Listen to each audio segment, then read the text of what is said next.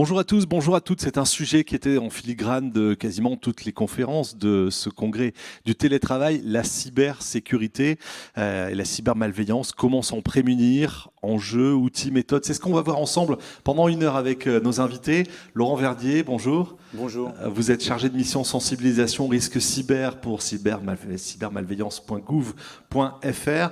Arnaud Lordet, bonjour. Bonjour. Vous êtes au sein de la CPME Auvergne-Rhône-Alpes, chef de projet finance PME et croissance externe. Vous travaillez également sur la transmission d'entreprise et vous occupez d'un dossier en lien avec la cybersécurité. Stéphane Prévost, bonjour. Bonjour. Et vous représentez l'entreprise Stormshield, donc on va découvrir ensemble. Laurent Verdier, je voudrais qu'on pose le cadre ensemble de ce rendez-vous, de l'heure que l'on va passer ensemble. La cybermalveillance, la notion de cybersécurité, ça concerne tout le monde, à la fois le pro, le perso. Là, on va vraiment parler du pro ce soir, de l'aspect professionnel. Oui, de toute façon, par rapport à la raison même de cette manifestation, on va plutôt axer nos propos sur le pro. Tout d'abord, un grand merci au Congrès Télétravail de nous avoir conviés à cette conférence aujourd'hui. Plaisir d'autant plus partagé puisque j'interviens aujourd'hui avec deux de nos membres, Stormshield et CPME, sont membres du dispositif cybermalveillance.gouv.fr, en tout cas du groupement d'intérêt public ACIMA, Action contre la cybermalveillance, qui opère la plateforme cybermalveillance.gouv.fr. Donc moi je vous propose de voir un petit peu les choses en trois temps, très rapidement, parce que je ne vais pas vous noyer sous une cascade d'organigrammes. Qui sommes-nous? Ensuite, ce que nous voyons, ce que nous avons vu en 2020, une année qui restera, je pense en tout cas, à part, et ce que nous recommandons, ce que nous préconisons comme outil, comme solution et comme accompagnement en termes de sécurisation. Alors on commence par faire connaissance. Alors faisons connaissance. Le dispositif national de sensibilisation, de prévention et d'assistance aux victimes de cybermalveillance, donc cybermalveillance.gouv.fr, est né en 2015 de la stratégie nationale pour la sécurité du numérique. Pourquoi? Parce que nos autorités ont constaté qu'à l'époque, si vous me passez l'expression, il y avait un trou dans la raquette, entre guillemets, en termes d'assistance, de prise en compte du risque numérique pour trois types de publics. Les particuliers, les entreprises, TPE, PME, ETI, et les collectivités territoriales. Et donc dans cette stratégie, il a été demandé de mettre en place une plateforme qui pourrait avoir trois types de missions vis-à-vis de ces publics. La première et la plus prégnante, c'est apporter une assistance concrète, pragmatique, pratique, accessible à l'ensemble de ces publics si ils sont victimes de cybermalveillance. La seconde, c'est pouvoir produire régulièrement des contenus, des livrables pour sensibiliser, pour informer ces publics sur la nature des menaces au fil de l'eau et surtout sur les bonnes pratiques pour s'en prémunir. Parce que ce n'est pas tout de faire peur, derrière il faut surtout aussi donner des conseils avisés et des outils pour que ces publics puissent mieux se protéger des menaces. Et enfin, la troisième mission, celle que nous n'avons pas encore complètement menée à son terme, mais on a bien avancé, c'est celle d'observer pour mieux anticiper le risque numérique et à terme pouvoir monter avec nos membres, avec des partenaires, l'Observatoire national du risque numérique. Donc nous espérons enclencher cette construction avec ces partenaires dans le courant de l'année 2021, notamment en intégrant le campus cyber national qui va s'ouvrir à la Défense en fin d'année et nous le souhaitons en 2022. Voilà. Concrètement parlant, c'est une forme juridique qui favorise la collaboration et les échanges qui a été choisie. C'est celle d'un groupement d'intérêt public avec 4 collèges différents qui regroupent les pouvoirs publics, les fédérations et les syndicats professionnels, la sphère des utilisateurs, que ce soit des consommateurs, internautes et clubs de la sécurité, et enfin le collège des offreurs de services et de solutions. Au total, 50 membres aujourd'hui qui participent à nos actions, qui portent les opérations de sensibilisation et à qui je souhaite rendre hommage vraiment parce que c'est sans eux, nous ne serions rien. Donc Cybermalveillance Gouv.fr en quelques chiffres, aujourd'hui, je l'ai dit, c'est 50 membres, c'est 1200 prestataires référencés, répartis sur l'ensemble du territoire national, et je vais revenir très rapidement sur ce qu'est un prestataire référencé. Ce sont plus de 277 000 victimes assistées depuis maintenant 3 ans et demi, depuis octobre 2017. Après avoir été incubé pendant 1 an et demi par l'ANSSI, le dispositif a été lancé officiellement donc, en fin 2017. Et ça c'est notre plus grande fierté, 47 types de menaces cartographiées et intégrées au fil de l'eau à notre parcours d'assistance victime pour le rendre plus efficace, plus rapide, pour l'optimiser. Et ça, on en est très content. La dernière en date étant celle des arnaques à la fausse livraison de colis, dont vous avez dû, je pense, malheureusement, vous ou vos proches, vous avez dû entendre parler. Donc, effectivement, partant de cette base, on a observé, on a cette capacité, et je prends une expression un peu familière, un peu les doigts dans la prise, entre guillemets, par rapport à ces parcours d'assistance, puisqu'ils nous indiquent quasiment en temps réel l'état des menaces qui impactent nos publics, donc particuliers, entreprises et collectivités territoriales. Pour vous donner un ordre d'idée, en 2020, à la première semaine du confinement, donc la semaine du 16 mars 2020, nous avons vu, en termes d'assistance, de demande d'assistance, une augmentation de 400% en matière d'hameçonnage, donc de phishing. C'est vous dire si les malfaisants n'ont pas attendu plus d'une semaine pour déclencher les hostilités par rapport à une mise en confinement, une mise massive et parfois non maîtrisée en télétravail, et ont tout de suite attaqué très rapidement les systèmes présents sur le territoire national. Il y a une vulnérabilité particulière lorsque les gens sont en télétravail? Alors, on y reviendra parce que j'évoquerai les recommandations que nous avons fait paraître le 23 mars 2020, donc très rapidement, un peu plus d'une semaine après le début du confinement. Le 17 mars, on a d'abord fait paraître un article sur la vigilance à avoir effectivement face à la multiplication des attaques, parce qu'on soupçonnait effectivement que les malveillants allaient en profiter. Une semaine après, on a mis en ligne un article sur les recommandations, les bonnes pratiques et le rappel de ces bonnes pratiques dans le cadre du télétravail. Et à partir du 10 mai, quand nos autorités ont annoncé le premier déconfinement, on a aussitôt publié un article destiné à nos publics professionnels, leur permettant de mettre en place une méthodologie pour réintégrer tous les terminaux qui avaient été à l'extérieur pendant cette période dans le système d'information de l'entreprise. Alors qu'avons-nous vu en 2020 pour nos publics pros? Alors déjà, on a vu une nette augmentation des recherches d'assistance pour les publics professionnels, puisque si on prend uniquement les associations et les entreprises, on a quand même une augmentation de près de 28% des recherches d'assistance en 2020, donc c'est significatif. Et si on y ajoute les collectivités territoriales, on atteint les 34%. Donc déjà, cet état de fait, il est là. Par rapport à ces publics professionnels, quelles sont les menaces, le diagnostic qui a été effectué en début de parcours qui nous éclaire? La première menace qui est passée de la 6e place en 2019 à la première en 2020, ce sont les rançongiciels, les ransomware. Donc vous connaissez le principe, un petit programme malveillant s'installe ou est installé sur le système d'information de l'entreprise. Il va permettre aux malveillants déjà de dérober des données pour pouvoir ensuite faire chanter la victime, payer la rançon, et va ensuite chiffrer, c'est-à-dire rendre inaccessible l'intégralité des données sur le système d'information contre le paiement d'une rançon et maintenant en monnaie virtuelle. Donc ça a vraiment été une explosion. Tous les observateurs l'ont constaté, l'ANSSI à son niveau, nous au nôtre, et ainsi que tous les clubs de sécurité. Aujourd'hui, on a affaire à des bandes organisées, à des cartels organisés qui ciblent les victimes solvables, qui ont de quoi payer. C'est-à-dire que pour nos publics particuliers, on n'a pas noté une telle augmentation. Deuxième menace prégnante, le piratage informatique, donc l'accès illégitime à un système d'information, piratage de sites web. Troisième menace, le piratage de comptes, pour tout ce qui concerne les boîtes mail, les comptes, la gestion des comptes de réseaux sociaux, les comptes d'administration sur les sites web. Et enfin, la quatrième, je déroge un petit peu au fameux top 3, la quatrième parce qu'elle est très importante et elle est classée première chez les particuliers, c'est l'hameçonnage, le phishing. J'ai relevé tout à l'heure l'augmentation de 400%. Cette attaque, qui se suffisait à elle-même il y a quelques années, est devenue aujourd'hui une porte ouverte et un véritable vecteur permettant aux malveillants d'effectuer derrière d'autres arnaques, en récupérant des mots de passe, des identifiants, des documents administratifs ou en faisant en sorte que la victime clique sur un lien pour télécharger un programme malveillant. Donc devant cette véritable explosion, nous cherchons par le biais de nos articles dans un langage simple, avec une information non technique, c'est un parti pris que nous tenons et que nous maintenons, que rendre cette information accessible.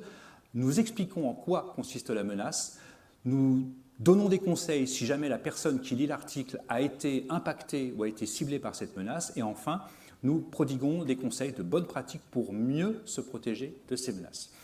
Nous réalisons également, et nous avons réalisé de nombreuses alertes sur les réseaux sociaux pendant le confinement. Nous publions très régulièrement des guides, d'ailleurs le dernier en date, nous l'avons publié avec notre partenaire BPI France, un guide exclusivement dédié aux responsables d'entreprise, donc TPE, PME et ETI, concret, pragmatique, opérationnel, qui est vraiment destiné à élever leur maturité dans le domaine de la prise de conscience du risque numérique. Et enfin, troisième chose qui nous tient particulièrement à cœur parce qu'on l'a lancé le 18 février dernier, je voudrais vous parler quelques instants du label Expert Cyber, qui est donc basé sur un référentiel technique que nous avons élaboré courant 2020 avec certains de nos membres, notamment les syndicats et les fédérations professionnelles.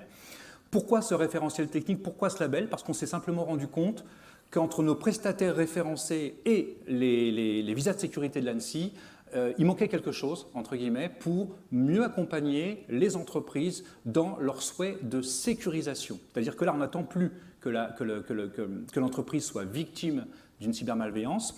On lui propose de venir sur notre parcours en ligne de sécurisation et là, elle peut être mise en relation avec l'un de nos, aujourd'hui, à date, 80 labellisés experts cyber sur l'ensemble du territoire national. Donc une expertise vérifiée par la FNOR, une extension des missions puisqu'ils ne sont plus uniquement compétents en matière de réponse à incidents mais également compétents en matière d'installation, de maintenance et de réponse à incidents dans le domaine de la sécurisation informatique.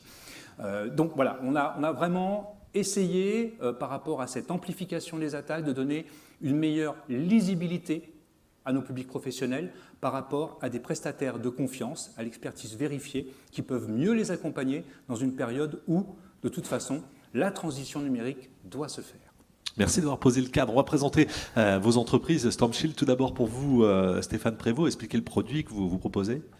Nos produits, on intervient sur 3 gammes de produits, sur de la protection réseau avec notre gamme StormShield Network Security pour sécuriser, je dirais, le périmètre de l'entreprise et également faire ce qu'on appelle de la segmentation, donc segmenter le réseau pour isoler les systèmes les uns par rapport aux autres pour complexifier la tâche de l'attaquant quand il va pénétrer dans le système d'information. Puis ça permet aussi de rajouter des barrières pour atteindre ce qu'on appelle les assets les plus sensibles. Ensuite, on a une deuxième gamme de solutions qui est Endpoint Security, où là, on va venir renforcer la protection du poste et on le verra sur notamment des attaques qui ont eu lieu et qui ciblent notamment les antivirus. Donc notre solution StormShield Endpoint Security, elle répond complètement à cette problématique avec une solution, enfin une évolution qu'on a sortie en fin d'année dernière qui vise à renforcer justement et à durcir le poste de travail pour complexifier ce type d'attaque qui vise les solutions antivirus. Et puis une troisième gamme de produits, StormShield Data Security, qui vise, elle, à protéger les données les plus sensibles. Alors on fait du chiffrement, un peu comme un ransomware, sauf que là c'est intentionnel, de manière à ce que si la donnée vient être exfiltrée, elle ne soit pas exploitable par le cyberattaquant. Arnaud Lordet, au sein de la CPME, vous avez une mission d'accompagnement alors de vos adhérents, mais pas seulement, également de toutes les entreprises. Exactement. Déjà pour rappeler, la CPME au niveau de la région Auvergne-Rhône-Alpes, ça représente 12 000 TPE-PME. Et ces entreprises, nous, on se positionne depuis longtemps comme étant un syndicat de services, donc on leur fournit des services sur un bon nombre de sujets. Et la cybersécurité, effectivement, s'est remontée assez rapidement comme étant une problématique qu'elle rencontrait. Et donc on a commencé à développer des services à destination des entreprises sur ce sujet, en complément de ce qui se fait au niveau national, des guides qui sont émis, de l'ensemble des acteurs qui interviennent sur le sujet auprès des TPE-PME, et notamment dans le cadre d'une programmation ici sur le territoire auvergnat-rhône-alpin qui s'appelle Ambition Région, sur lequel on a remporté un appel d'offres, clairement, pour être l'opérateur d'un dispositif d'accompagnement des entreprises en cybersécurité. Est-ce que les chefs d'entreprise sont sensibilisés? Oui, certainement. Est-ce qu'ils sont capables? Ou plutôt, est-ce que c'est facile de parler à des chefs d'entreprise de cybersécurité? Je pense qu'il ne faut pas parler comme un expert. D'ailleurs, je ne le suis pas. Donc moi-même, je suis au contact de chefs d'entreprise. On parle généralement de gestion des risques, de difficultés. On essaie de prendre des exemples assez simples. Vous installez bien une alarme pour votre entreprise. Vous avez une protection incendie. Aujourd'hui, les risques, les voleurs, ils ne pénètrent plus par le bâtiment, clairement. Ouais. Les risques ils sont différents, donc il faut en prendre conscience. Après, c'est un sujet qui est quand même relativement nouveau, je pense, pour bon nombre de chefs d'entreprise, de TPE en particulier, qui s'imaginent être un peu en dehors des radars des attaques potentielles en se disant que c'est plutôt les gros qui vont être attaqués. Or, ce n'est pas du tout vrai. La foudre, elle va tomber, ça c'est sûr, et elle va tomber plusieurs fois. Donc, il faut les prévenir. Pensez à poser vos questions, vous pourrez réagir pendant cette émission. Vous utilisez la fenêtre de chat, vous posez des questions à nos invités, vous réagissez. Vous partagez également vos expériences, vous, ce que vous avez vécu, ce que vous vivez, ce que vous avez mis peut-être en place dans votre entreprise. N'hésitez pas à le faire. Vous pouvez nous envoyer des messages via le chat. Je les reçois en permanence sur la tablette qui est devant moi et ça me permet d'échanger aussi avec nos invités et de leur transmettre vos questions. Stéphane Prévost, je reviens vers vous. On parlait des petites entreprises. Il y a une entreprise, une typologie particulière d'entreprise qui est visée, elle peut être petite ou un petit peu plus grosse, en tout cas elle est peut-être sous-traitante d'un grand groupe. Et ça peut être un point d'entrée pour la malveillance, la cybermalveillance. Oui, effectivement, c'est un enjeu pour les PME, TPE, comme le soulignait notre interlocuteur. Arnaud, pardon, oui, excusez-moi. Il ne faut pas se dire je suis une petite PME, je suis sous le radar, je ne serai pas victime d'une attaque. En fait, ce qu'il faut savoir, c'est que les PME sont utilisés par les attaquants pour cibler les grands groupes, alors que ça peut être, comme vous le soulignez, un sous-traitant d'un grand groupe industriel. Ça peut être dans l'aérospatial, ça peut être dans l'aéronautique ou dans l'automobile. Une petite PME qui va être sous-traitant d'un grand groupe, elle peut être la cible d'un cyberattaquant pour pénétrer à partir de, je dirais, le maillon faible du système d'information. Donc il va utiliser ce maillon faible pour pénétrer, pour essayer d'accéder au grand groupe qu'il vise dans son action. Voilà, c'est le grand groupe qui est évidemment visé, mais on passe par la PME puisque le chef d'entreprise potentiellement aura été un petit peu moins vigilant, certainement. C'est ça. Et après, il y a aussi l'autre pendant de ce qu'on appelle la supply chain, les attaques à la supply chain, qui en fait, les cyberattaquants vont cibler des solutions informatiques qui présentent des vulnérabilités.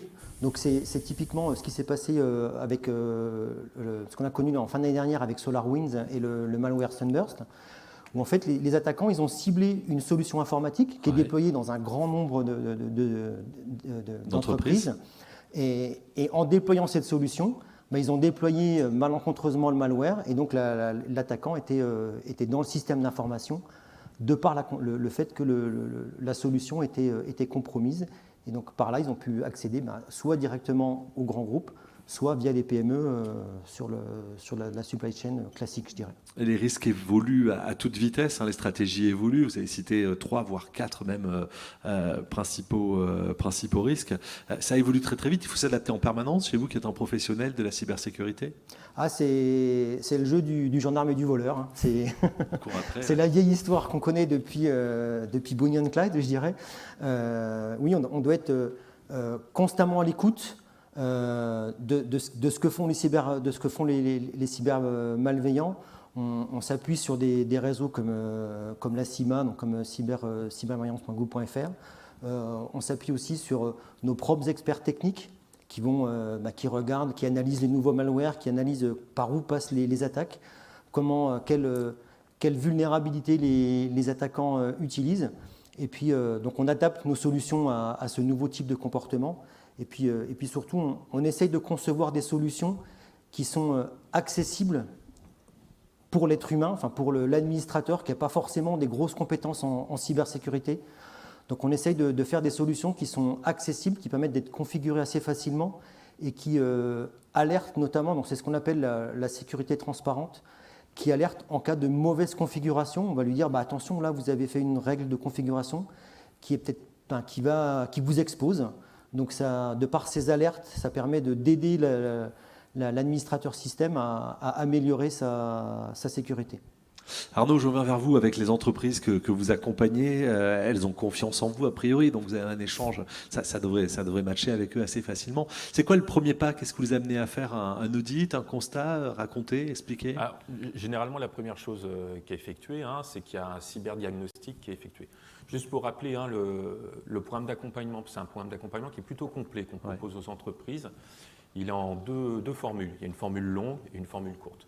Sur la formule longue, il y a de la formation, c'est-à-dire qu'on forme les équipes de l'entreprise, soit le dirigeant, soit son collaborateur qui est en charge de l'informatique ou de la cybersécurité au sein de la structure, parce que souvent dans les PME, il n'y a pas toujours un directeur informatique ou il est à temps partagé, qui va suivre donc 2 jours de formation pour bien connaître l'ensemble des cybermalveillances potentielles, des risques et puis des solutions qu'il peut mettre en place de manière très pratique et opérationnelle au sein de l'entreprise. Et puis en parallèle, le vrai apport, on va dire, complémentaire de ce qu'on peut retrouver par contre dans le secteur privé, ça va être de l'accompagnement individuel par un expert sur une durée de 8 demi-journées ou à minima 4.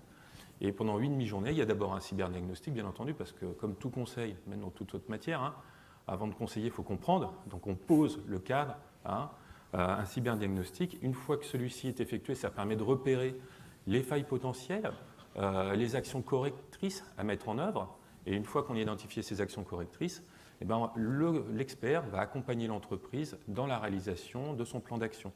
Puis parfois, il y a des actions qui vont nécessiter de faire appel à d'autres prestataires, à des acteurs du secteur privé ou autres. Il faut savoir que ce dispositif, il a la particularité quand même d'être financé à 70% par la région Auvergne-Rhône-Alpes. C'est quand même un vrai appel d'air pour les entreprises parce qu'on sait que le coût de la cybersécurité, c'est souvent l'un des premiers arguments pour ne pas en faire.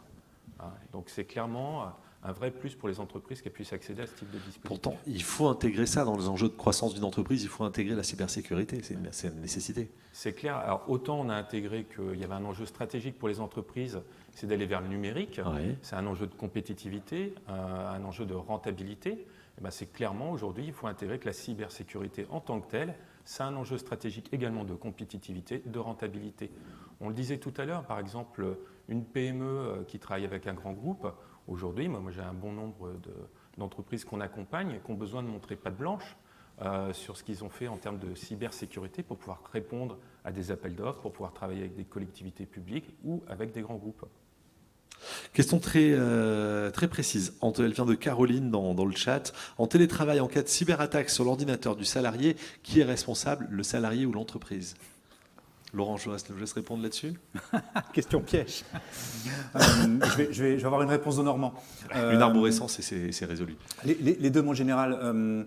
On pourrait peut-être, et je dis bien peut-être, parce que je ne suis pas juriste à ce niveau-là, pouvoir reprocher quelque chose si l'employé, le collaborateur, n'a pas eu suffisamment de consignes ou des consignes trop imprécises, si le matériel que lui a confié son employeur ne lui a pas été délivré effectivement avec un certain nombre de recommandations liées à la cybersécurité, ou tout simplement si ce matériel ou ces composants logiciels sont obsolètes et ne sont pas à l'état de l'art pour parer à des attaques, j'ai envie de dire, aux attaques les plus communes.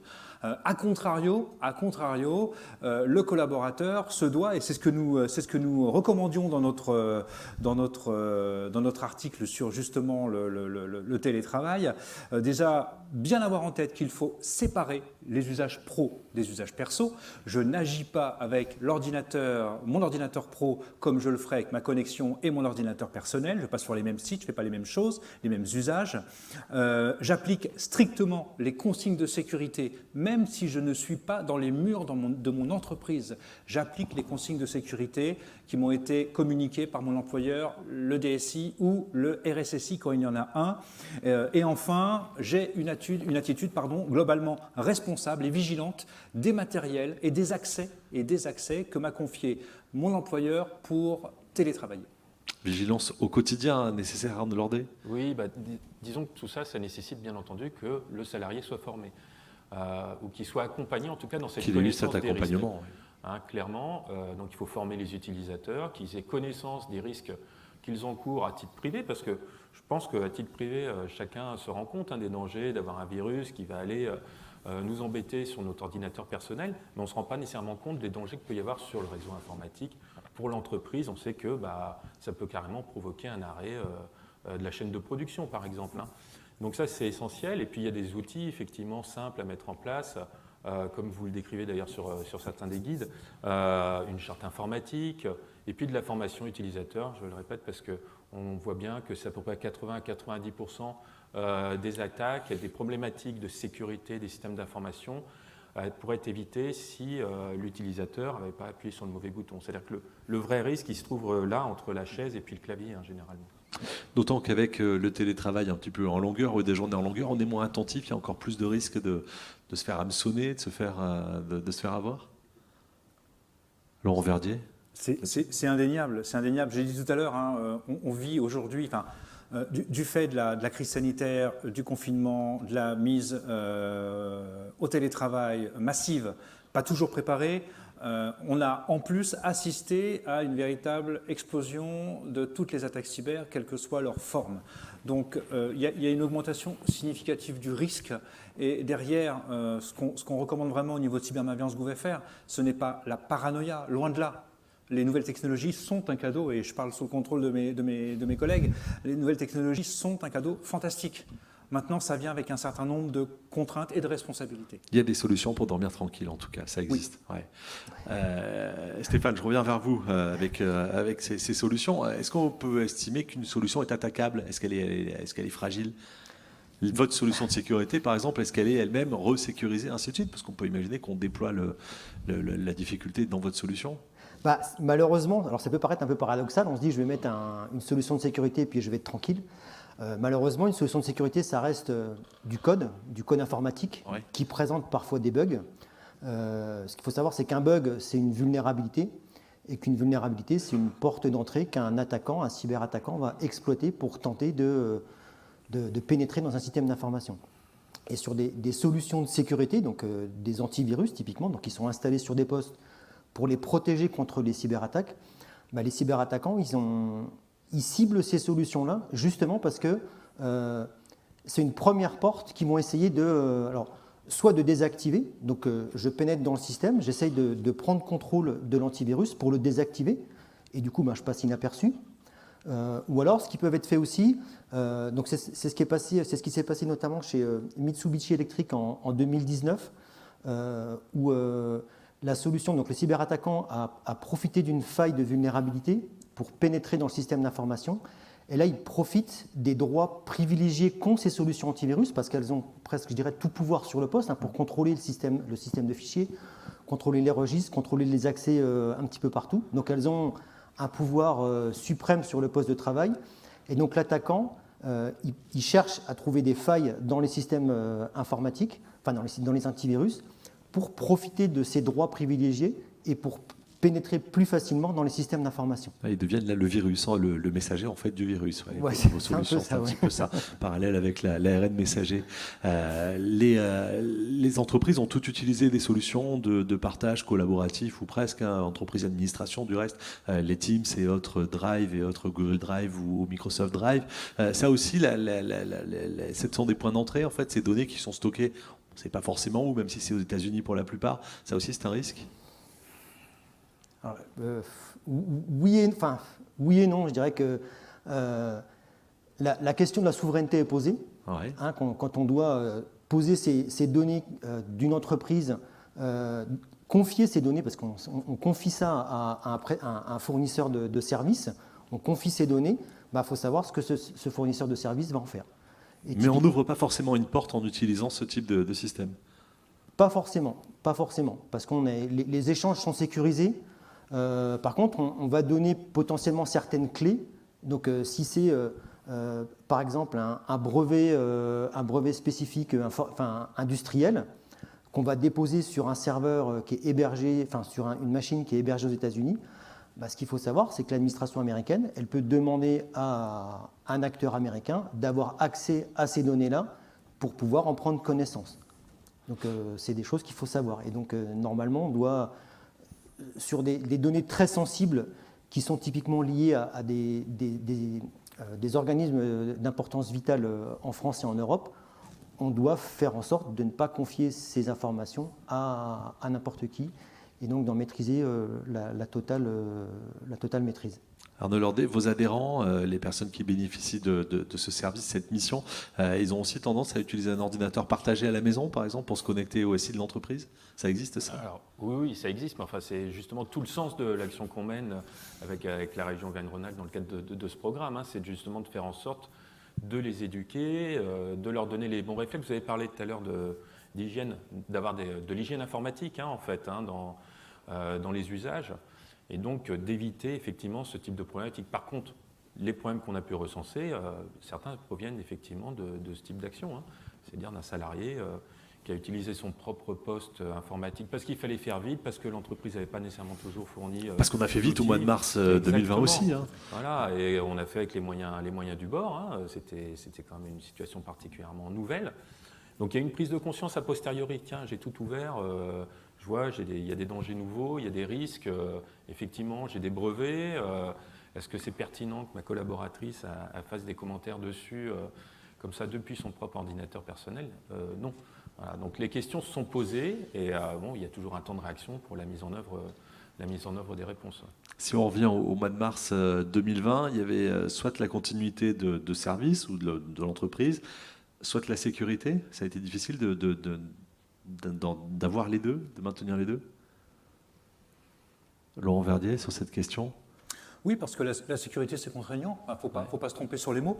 Je pense que c'est important de le dire. Et comme le disait Arnaud, c'est en sensibilisant et en responsabilisant l'utilisateur qu'on peut faire en sorte que ces contraintes, entre guillemets, deviennent des bonnes pratiques assimilées, appliquées, parce que tout le monde comprend qu'en protégeant son ordinateur, en protégeant une connexion spécifique avec le système d'information de son travail, on protège son outil de production et à terme aussi son emploi. Voilà, après c'est une chaîne de conséquences, mais ce que je veux dire, c'est que effectivement, vu de loin, la sécurité par définition est contraignante. Hein, c'est comme quand je mets 15 minutes à attacher mon vélo à la gare RER. Oui, ça me fait partir 15 minutes avant. Ou maintenant je le fais parce que j'ai l'habitude et parce que c'est comme ça. Mais vous le retrouvez le soir. Et je le retrouve le soir. On parle de cette notion de confiance. Le réseau a des ordinateurs dans lesquels il a confiance et d'autres non. Ça aussi c'est important de savoir ça, qu'il faut que les machines soient reconnues pour pouvoir aller dans un réseau. Stéphane ? Les machines, oui, les utilisateurs aussi. C'est toute la confiance, elle est dans la machine qu'on doit reconnaître. Et savoir Ça, c'est assez facile, c'est numérique et l'identification de la machine se fait. Mais l'utilisateur ? Après, l'utilisateur, on en revient à la sensibilisation. Déjà, on peut authentifier l'utilisateur, faire en sorte qu'on soit bien sûr que ce soit bien la bonne personne qui soit connectée, avec notamment des systèmes à multi-authentification pour s'assurer que, le mot de passe ne s'est pas fait voler, que la personne ne s'est pas fait voler son mot de passe. Donc on va lui demander un deuxième facteur d'authentification pour s'assurer que c'est bien la bonne personne, souvent sur le bon ordinateur. Et donc une fois qu'on a mis ça en place, on est avec notamment des canaux sécurisés entre le poste de travail à la maison, en télétravail, et le système d'information, où on va arriver à un niveau de sécurité presque équivalent à ce qu'on pourrait avoir au sein de l'entreprise. La question de Jean-Jacques, pourquoi le salarié est-il plus exposé à un rançongiciel lorsqu'il est en télétravail? Monsieur Verdier? Alors je vais paraphraser. Est-ce que c'est le cas déjà du reste? Je vais paraphraser Guillaume Poupard, le directeur général de l'ANSSI, sur effectivement le lien de cause à effet qu'il y aurait pu y avoir pendant le confinement entre télétravail et augmentation des attaques réussies. Pour l'instant, au jour où je vous parle, nous n'en avons pas la preuve formelle. Ça viendra peut-être dans les mois qui viennent, dans les années qui viennent. On a noté tout simplement, et c'est la raison pour laquelle cybermalveillance.gouv.fr a publié très rapidement des recommandations dans ce sens-là, on a simplement noté qu'une extension du télétravail, surtout décidée dans l'urgence, parce que je vous rappelle quand même que le confinement s'est décidé quasiment en 24 heures pour l'intégralité de la population, dans l'urgence, le télétravail n'a toujours pas été accompagné de mesures de sécurité et de ce fait, logiquement, étendait dangereusement la surface d'attaque potentielle qu'avaient les cybermalveillants pour pouvoir s'en prendre au système d'information d'une entreprise.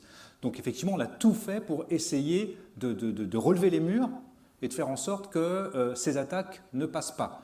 Maintenant, peut-être qu'effectivement, on se rendra compte que, alors soit notre mission a réussi, ce que je souhaite de tout cœur pour notre tissu économique et industriel, soit qu'effectivement, ce qui est passé, il y a une part notable de ce qui est passé parce que le télétravail avait été, au début en tout cas, parce que je pense qu'aujourd'hui les choses ont changé, au début avait été décidé dans l'urgence et sans les mesures de sécurité qui devaient l'accompagner. Alors, est-ce qu'une entreprise qui est très vigilante sur sa cybersécurité est davantage concurrentielle? Alors, déjà, elle est davantage protégée, ça c'est une certitude. Donc, et de ce fait, après ça dépend de qui elle va travailler, mais clairement elle va donner plus confiance ses fournisseurs, à ses clients, hein, elle va pouvoir prouver qu'elle prend les bonnes mesures aussi. Et donc, nécessairement, oui, c'est un gage de compétitivité. Hein, et elle est sur le marché de la concurrence, c'est nécessairement les plus efficaces. Stéphane Prévost. Tout à fait, c'est un avantage concurrentiel pour les PME. Avec un niveau de sécurité élevé, plus élevé que son concurrent, elle va potentiellement être plus choisie par le grand groupe en tant que sous-traitant, notamment sur la sous-traitance. Hein. Et puis, ça fait souvent partie des appels d'offres. Un grand groupe, quand il va faire appel à un sous-traitant, il va mettre des mentions spécifiques sur le niveau de sécurité ou les outils qui doivent être mis en œuvre pour garantir un échange, notamment quand il y a des échanges entre le grand groupe et le sous-traitant, pour sécuriser ces échanges, pour être sûr que le grand groupe n'augmente pas sa surface d'attaque et n'ouvre pas la porte aux cyberattaquants. Et vous, chez vous, est-ce que vous avez des questionnements, encore des interrogations, peut-être des blocages qui ont fait que vous n'êtes pas allé jusqu'à des solutions de cybersécurisation? On en parle, allez-y, laissez-nous des messages dans le chat au fur et à mesure. Il y a encore des questions à poser à nos invités. Est-ce qu'on peut revenir sur les moyens de sécuriser, Laurent Verdier, avec vous, les bases de la cybersécurité?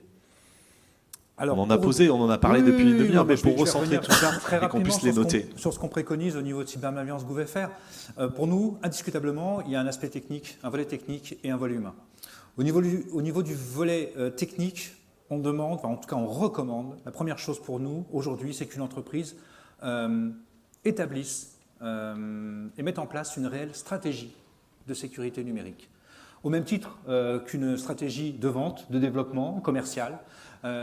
Aujourd'hui, nous pensons qu'elle n'a plus vraiment le choix et qu'il faut à tout prix se pencher, partager et élaborer cette stratégie. Alors pour ça, il y a beaucoup de choses qui existent, mais vraiment, pour nous, c'est très important. Elle peut également se référer, bien entendu, à toutes les notes techniques émises par l'autorité nationale, par l'ANSSI, les alertes qui sont émises par son centre opérationnel, le CERTFR. Hein, ça, c'est plutôt pour les entreprises qui ont un service informatique. Et bien entendu, pour celles qui n'en ont pas, c'est ce que j'ai évoqué tout à l'heure, nous recommandons l'accompagnement par un professionnel de confiance. En l'occurrence, nous conseillons l'un de nos labellisés experts cyber. Sur le volet humain, et ça je parle en connaissance de cause, parce que dans ma carrière j'ai quand même vu certaines attaques qui étaient passées par des vulnérabilités, ce que vous avez évoqué tout à l'heure, des vulnérabilités techniques, et qui étaient détectées grâce à la vigilance, à la responsabilité d'un utilisateur. Et ça, c'est très important parce que souvent on dit effectivement, et avec raison, que l'utilisateur, c'est la vulnérabilité suprême, hein, entre la chaise et le clavier. D'ailleurs, c'est souvent lui qui est ciblé. Mais ça peut être aussi le dernier rempart. S'il est convenablement sensibilisé et responsabilisé dans ce sens, intéressé au risque que court son entreprise et donc l'outil de production, nous sommes convaincus qu'avec de bonnes sensibilisations, une bonne méthodologie de sensibilisation et de responsabilisation, il peut être ce fameux dernier rempart, cette brique indissociable du volet technique.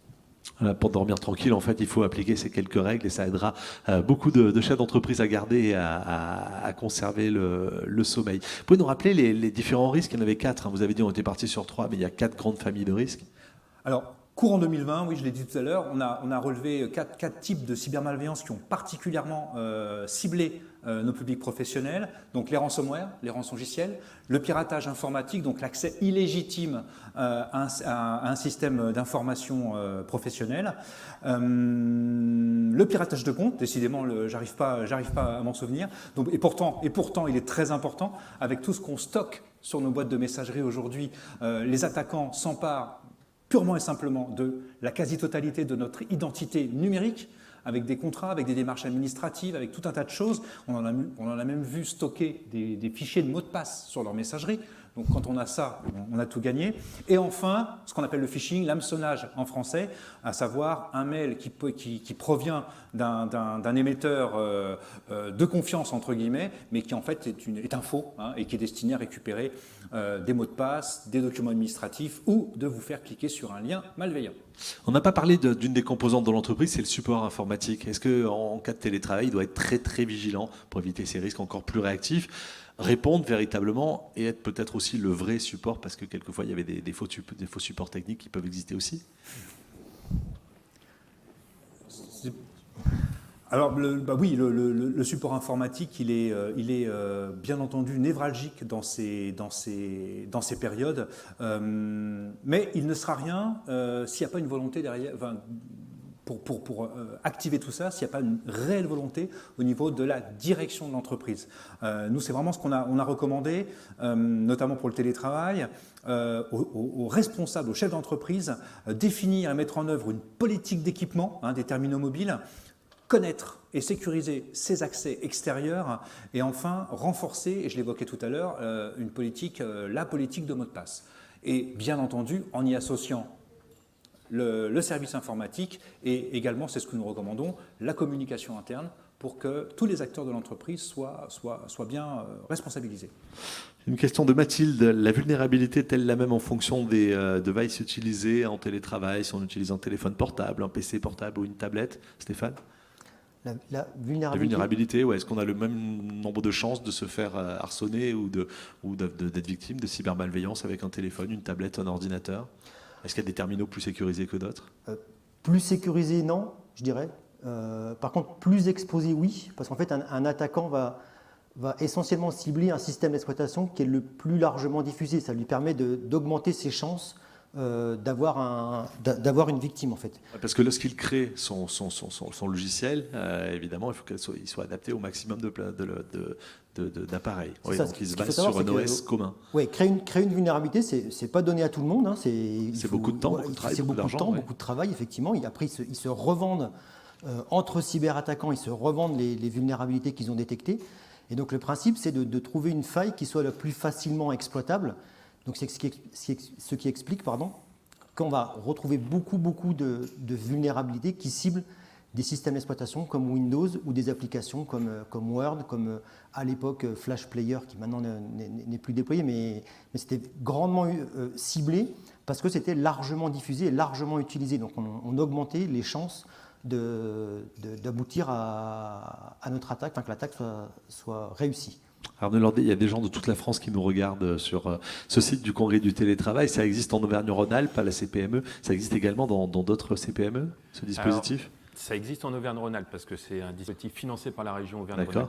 Il y a sur les autres territoires des dispositifs peut-être similaires, mais je ne les connais pas nécessairement. On a la chance ici dans la région d'avoir ce dispositif dans le cadre d'Ambition Région, qui regroupe plein d'autres actions, et puis d'avoir d'autres acteurs aussi sur le territoire. On a l'ENE, Entreprises et Numérique, qui accompagne les entreprises sur toute la problématique du numérique, également avec des financements qui permettent de réduire aussi la note. Ça, c'est clairement un levier important aujourd'hui pour que les entreprises aillent sur des process de cybersécurité. Je laisse encore quelques secondes. Si vous avez des questions, on arrive à la fin de cette émission. Si vous avez une interrogation, un partage également d'expérience, peut-être que vous avez vécu dans votre entreprise ou peut-être chez vous d'ailleurs, parce que Laurent le disait tout à l'heure, ça arrive aussi à titre personnel, évidemment. N'hésitez pas, partagez-le et on échange évidemment autour de cela et de ce qui vous est arrivé, de cette expérience. Comment on trouve cette liste de sociétés labellisées par cybermalveillance.gouv.fr? Alors, pour l'instant, on ne la trouve pas, mais le meilleur moyen de venir, en tout cas d'être mis en relation avec l'un de nos labellisés experts cyber, c'est d'utiliser le parcours en ligne que nous avons ajouté à notre parcours de recherche d'assistance. Donc là, il ne s'agit pas d'être victime, il s'agit simplement de vouloir agir en amont d'une attaque. Et donc, on vient sur la plateforme Cybermalveillance Gouv.fr et on enclenche ce qu'on appelle un parcours en ligne de sécurisation où on va donner quelques informations par rapport à ses besoins, par rapport à son système d'information et derrière, il y aura une mise en relation avec des labellisés experts cyber, si possible à proximité, bien entendu, du domicile, en tout cas du siège, de l'entreprise concernée. Stéphane, Mathilde demande un complément. Est-ce qu'on diminue réellement nos chances d'être cyberattaqués avec des systèmes d'exploitation moins connus? Oui et non, en fait. Effectivement, on a moins de chances de se faire attaquer parce que le système d'exploitation est moins diffusé. Par contre, on a aussi moins de chances d'avoir une solution de sécurité qui protège ce type de poste. Parce que les éditeurs de solutions de sécurité c'est pareil, ils cherchent à Une protéger rentabilité pour eux une aussi, rentabilité. évidemment. Donc on va plutôt cibler, encore que sur notre solution SES Evolution, donc, qui durcit vraiment le poste de travail pour répondre à la menace des antivirus qu'on désactive. Donc nous, on va durcir vraiment notre système. Et on a à notre roadmap la volonté de venir protéger des systèmes comme Linux ou comme macOS. On va refermer cette émission et cet échange. Je vais vous laisser 30 secondes à chacun. Un message quasiment face caméra, hein, pour ceux qui nous regardent, un message de conseil et d'attention évidemment vis-à-vis de la cybermalveillance. Laurent, on commence avec vous. Tout d'abord, un grand merci à l'organisation et au Congrès de Télétravail de nous avoir conviés à ces échanges très, très instructifs et très intéressants. Je dirais qu'aujourd'hui, et je ne l'ai pas évoqué encore, mais on parle également, enfin on l'a très rapidement évoqué, des téléphones portables. C'est vrai que ce sont un peu nos doudous numériques aujourd'hui, et on a tendance, autant on commence à avoir la culture de sécuriser les PC fixes, les ordinateurs portables, et nous recommandons aujourd'hui à plus en plus de choses qui tentent de cibler et qui tentent de passer par les téléphones portables. Et c'est vrai que le téléphone portable, aussi bien en termes de vigilance, de sécurité physique, que de mise à jour et de sécurité logique, c'est pas encore ça. Donc j'invite vraiment toute l'audience à avoir aujourd'hui cette prise de conscience. Quand on est en mobilité, on est plus fragile, on est plus vulnérable.